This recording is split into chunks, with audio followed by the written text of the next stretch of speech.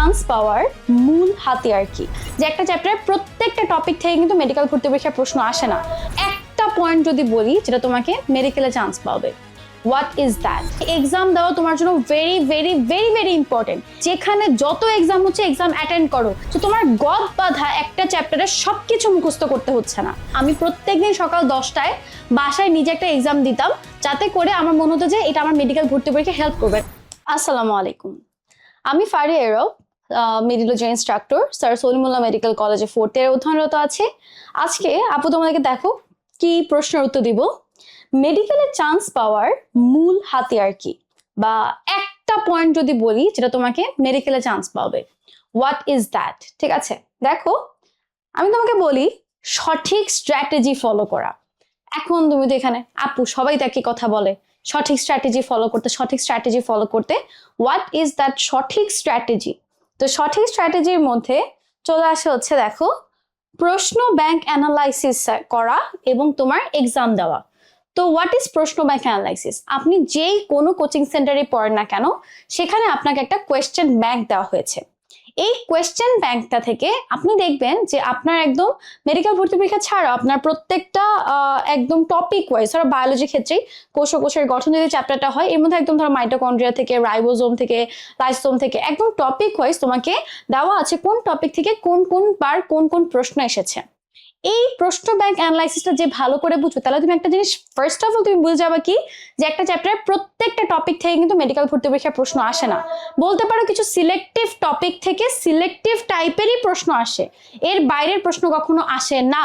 তো তোমার গদ বাঁধা একটা চ্যাপ্টারের সবকিছু মুখস্থ করতে হচ্ছে না, তোমার কিছু ইম্পর্টেন্ট টপিক, ইম্পর্টেন্ট পার্ট ভালো করে পড়তে হচ্ছে। বাকিগুলো তুমি একবার চোখের দেখায় দেখে গেলেও হচ্ছে, যদি ধরো কোনোবার এমন হলো যে কিছু অ্যাটিপিক্যাল কোয়েশ্চেন গুলো তুমি পেরে আসতে পারবা। তাহলে দেখো তোমার পড়ার সময়টা কিন্তু এখানেই কমে যাচ্ছে, তোমার সবকিছু পড়তে হচ্ছে না, তোমার সিলেক্টিভ টপিক, সিলেক্টিভ জিনিস পড়তে হচ্ছে এবং ওইটার উপরে বেশি বেশি ইমফ্যাসিস দিতে হচ্ছে। ঠিক আছে, তারপর দেখো এক্সাম দেওয়া। আমি এটা আরেকটা ভিডিওতে বলেছি, এক্সাম দেওয়া তোমার জন্য very very very very important. Exam দেওয়াটা তোমার জন্য খুবই গুরুত্বপূর্ণ। যেখানে যত এক্সাম হচ্ছে এক্সাম অ্যাটেন্ড করো, এক্সামের মার্কটা ম্যাটার করছে না। এক্সামে অ্যাটেন্ড করলে এক্সামে ফিয়ার কমবে, প্রশ্নের সাথে ইনকাউন্টারের ব্যাপারটা তোমার জন্য আরো বেশি ইজি হবে। তোমার জন্য প্রশ্ন দেখলে এরপরে তুমি দেখবা যত বেশি পরীক্ষা দিচ্ছ, তোমার জন্য প্রশ্ন মানে ইজিও মনে হবে, প্লাস তোমার মার্কও আপনা আপনি বাড়বে। ঠিক আছে, এই এক্সাম দেওয়ার সাথে আরেকটা ব্যাপার হচ্ছে আমি অ্যাড করতে চাই, হচ্ছে প্রশ্ন প্র্যাকটিস করা, যেটা তোমাকে বাসায় নিজে নিজে করতে হবে। ঠিক আছে, যেরকম ধরো আমি একটা ভিডিও দিয়েছি আদৌ, তাও আমি তোমাকে একটা এক্সাম্পল দিই। ধরো তুমি আজকে পড়তেছো যে মায়ের বুকের দুধের মাধ্যমে কোন ইমিউনোগ্লোবিনটা পাস করতেছে বাচ্চার দেহে। ঠিক আছে, এখন তুমি যখন এই এমসিকিউটা পড়লা, তুমি জানো এটার অ্যান্সার হচ্ছে একটা। এখন তোমার কথা হচ্ছে যে এটার অ্যান্সার কেন ইমিউনোগ্লোবিন জি হবে না, এটার অ্যান্সার কেন ইমিউনোগ্লোবিন বি হবে না, এটার অ্যান্সার কেন ইমিউনোগ্লোবিন ডি হবে না, আমি বি কেন বললাম, ইমিউনোগ্লোবিন এম হবে না। ঠিক আছে, এটার অ্যান্সার কেন ইমিউনোগ্লোবিন ই হবে না। এই যে 4টা উত্তর যখন তুমি খুঁজে বের করার চেষ্টা করবা, তখন তুমি বুঝবা যে তোমার ওই ইমিউনোগ্লোবিন টপিকটা পুরোটা পড়া হয়ে গেছে জাস্ট একটা এমসিকিউ দিয়ে। এবং তুমি প্রশ্ন ব্যাংক অ্যানালাইসিস করে দেখবে যে এই এমসিকিউটা মেডিকেল ভর্তি পরীক্ষায় 2 থেকে 3 বার আসছে, এত ইম্পর্টেন্ট একটা এমসিকিউ। তুমি বুঝতে পারছো যে তোমার জন্য ইমিউনোগ্লোবিন টপিকটার মধ্যে কাজটা খুবই গুরুত্বপূর্ণ। ঠিক আছে, তাহলে দেখো প্রশ্ন প্র্যাকটিস করে তুমি যে এতক্ষণ ধরে যে চ্যাপ্টারটা পড়ছো তার পুরো একটা ওভারভিউ হয়ে যায়, তোমার একটা ছোটখাটো রিভিশন হয়ে যাচ্ছে। তারপর তুমি যখন এক্সাম দেবে তোমার মার্ক আপনা আপনি বাড়বে। এবং এক্সাম দেওয়ার ব্যাপারটা বাসায় নিজেও একবার এক্সাম দেওয়ার চেষ্টা করবা। আমি যেটা করতাম, আমি প্রত্যেকদিন সকাল 10টায় বাসায় নিজে একটা এক্সাম দিতাম, যাতে করে আমার মনে হতো যে এটা আমার মেডিকেল ভর্তি পরীক্ষা হেল্প করবেন। আলটিমেটলি আমার ব্রেইন, যখন আমার মেডিকেল ভর্তি পরীক্ষা ছিল সকাল 10টা বাজে, ঠিক সেই সময় হরমোনগুলো রিলিজ করা শুরু করেছে, কারণ সে জানতো আমি প্রত্যেকদিন সকাল 10টা বাজে একটা এক্সাম দিই। সো সেই অনুযায়ী আমার ব্রেনকে সে অ্যাক্টিভ করে দিয়েছে এবং তখন আমার ব্রেন খুব ভালো কাজ করছিল। সো এটা একটা কি পয়েন্ট, তোমাকে বেশি বেশি করে এক্সাম দিতে হবে। তো এক্সাম দেওয়াটা খুবই গুরুত্বপূর্ণ। ধরো আমাদের মেডিকোলজি স্টুডেন্টদেরকে আমরা আনলিমিটেড কোয়েশ্চেন প্র্যাকটিস একটা সুযোগ দিই, যেটা আমাদের যে কোনো পেইড ব্যাচের স্টুডেন্টদের ক্ষেত্রেই থাকে।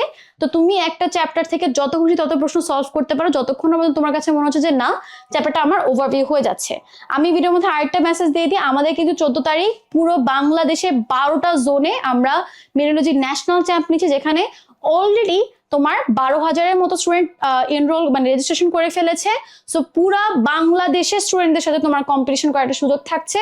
এটা তোমার জন্য খুবই গুরুত্বপূর্ণ মেডিকেল ভর্তি পরীক্ষার আগে। তুমি তোমার নিজের অবস্থান যাচাই করতে পারো যে তোমার এখন আসলে কি অবস্থানে আছো, তুমি এই কম্পিটিশনটা ফিল করতে পারবা। কারণ তুমি দেখো, তুমি একটা লোকাল কোচিং এ পড়তেছো, তুমি জাস্ট ওই এলাকার বা ওই এরিয়ার বাচ্চা কাচ্চাদের মধ্যে কম্পিটিশন করতেছো, বাট যখন তুমি পুরো বাংলাদেশের সাথে কম্পিটিশন করবা তখন তুমি তোমার নিজের অবস্থান বুঝতে পারবা যে আসলে আমি এখন কোথায় আছি। আমি এখানে 15,000 স্টুডেন্টের মধ্যে পারছি না, আমি কি আসলে 1 লাখ স্টুডেন্টের মধ্যে পারবো? তখন একটা রিয়েলিটি চেকে তুমি আসলে ভালো করে পড়াশোনা করতে পারবা। সো দ্রুত রেজিস্ট্রেশন করে ফেলো, ইনশাআল্লাহ তোমাদের সাথে দেখা হচ্ছে এক্সাম ভেন্যুতে। আর যদি চান্স পেতে চাও এই ব্যাপারগুলো ফলো করবা। সো ফ্রেন্ডদেরকে শেয়ার করে দাও। আর যদি কোনো ভিডিও ভালো লেগে থাকে অবশ্যই লাইক কমেন্ট করবা, এবং যদি আরো কোনো ব্যাপার সাজেশন লাগে এই ভিডিও কমেন্টে জানাতে পারো। Thank you.